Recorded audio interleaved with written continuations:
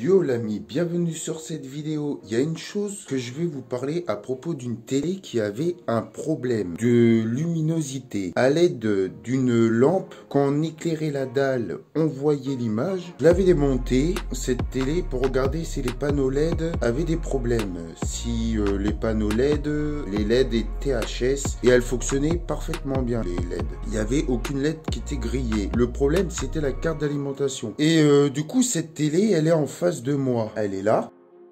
Et cette télé, les amis, c'était censé que je remplace la carte d'alimentation car il y avait un problème avec. Et du coup, cette télé, elle est restée dans un garage. Dans un garage, il fait frais. Et du coup, la télé, je l'ai démontée à l'arrière pour vouloir revérifier la carte d'alimentation pour pouvoir commander une neuve pour la remplacer. Ou essayer de trouver une magouille à faire avec d'autres cartes pour faire fonctionner l'écran de cette télé. Et du coup, la télé, elle refonctionne. La luminosité de l'écran est là. Une chose que je comprends pas pourquoi. Elle est restée au garage et elle refonctionne, la télé. Que je n'ai rien fait. Je sais pas pourquoi. Là, je comprends pas. Par contre, quand j'écoute au niveau de l'alimentation, la carte d'alimentation, quand je rapproche mon oreille contre la carte, pas trop pour éviter de me prendre un jus, eh bien, j'entends un endroit que ça siffle. C'est forcément un problème. C'est pas normal que ça siffle légèrement un peu. C'est qu'il y a un composant ou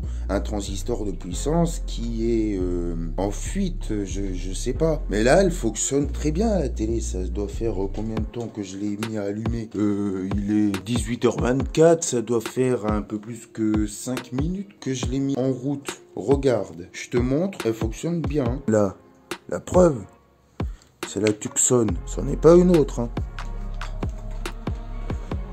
Le problème, elle avait pas d'éclairage. Comme je te l'ai dit, je te mettrai la vidéo de tuto quand j'avais démonté l'écran totalement, l'écran là, que je l'avais démonté totalement pour tester les panneaux LED. Vous allez voir que sur cette vidéo que je vous parle, quand j'ai fait le test, il n'y avait pas d'éclairage. Là, je n'ai rien changé du tout, hein. C'est l'ancienne carte. Je sais pas pourquoi. Ça s'est remis en route. Il y a des chances, hein, quand même, parfois que ça fonctionne comme ça, hein, en laissant dans le garage pendant des mois et des mois, sans rien faire, et ça refonctionne. Et le bruit, je l'entends quelque part vers ici, vers là. Là, la carte, on voit que ça chauffe au niveau de là et là. Ça peut être des composants comme ça, là, qui sont en fuite. Là, c'est le primaire. Et là, c'est le secondaire. Et pour le rétroéclairage, le problème, c'est censé que ça soit vers là, pour alimenter l'écran. Là, c'est le courant qui passe dans la carte pour alimenter la carte, mais ça, c'est ce qui va envoyer du courant à cette carte là-bas. Sachant que le seul problème, c'est au niveau de cette carte, qui avait plus assez de courant pour alimenter les panneaux LED. Parce que c'est vers là, hein, que ça alimente les LED pour le rétroéclairage. Donc le problème est forcément dans le secondaire. Mais là, ça refonctionne.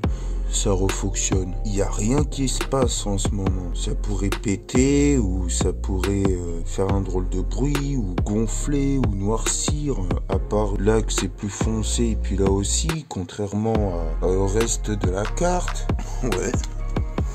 Puis ça fonctionne encore là. Ce que je vais faire, je vais éteindre la télé. Je vais la rallumer. Clignote, excuse-moi, je bouge. Tremblote. Bon, là, elle s'est coupée. Je rallume.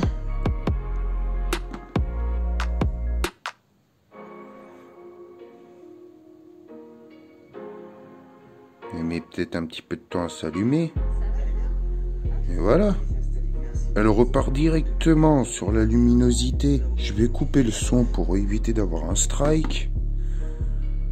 Ah, elle refonctionne. Même pour l'image, je vais éviter de filmer l'image parce que je pense que l'image, je peux me prendre un strike aussi. Mais voilà, ça refonctionne bien. Je sais pas si t'entends le son.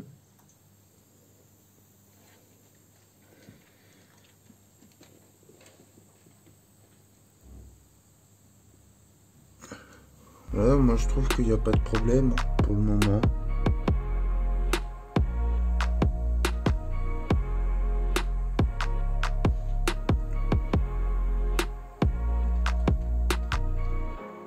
Ouais, bah en attendant qu'elle fonctionne, je vais remettre le capot à l'arrière. Et puis voilà. Si elle retombe en panne, qu'il y a un souci de rétroéclairage, bah à ce moment-là, je regarderai la carte. Il y aura peut-être plus niveau visuel. Il y aura quelque chose qu'on repérera niveau visuel. Là, pour le moment, on voit rien niveau visuel.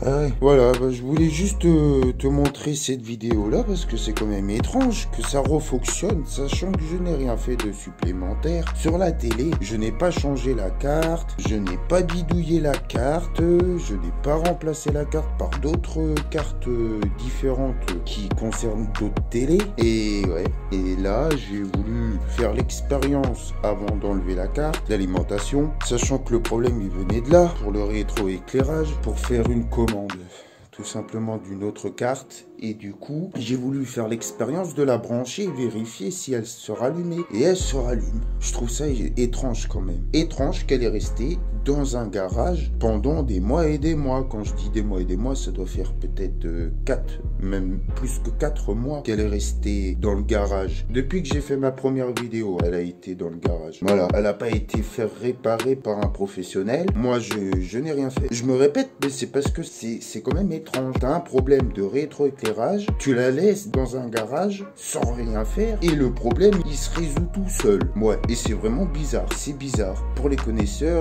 qui sont plus doués sur les télés pour réparer des cartes, des trucs comme ça, dites-moi ce qui s'est passé parce que moi je comprends rien. J'ai rien compris. T'as rien changé, t'as rien réparé sur la carte.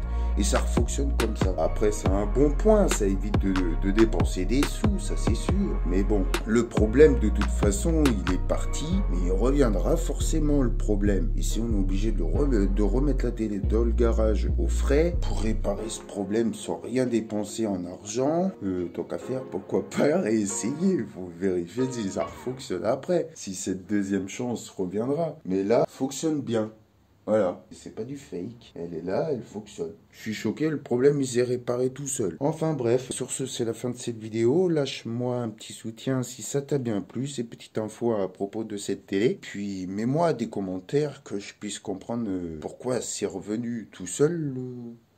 Le problème a été résolu tout seul. Désolé pour les petits bugs. Bonne vidéo et à la prochaine pour une nouvelle vidéo. Ciao!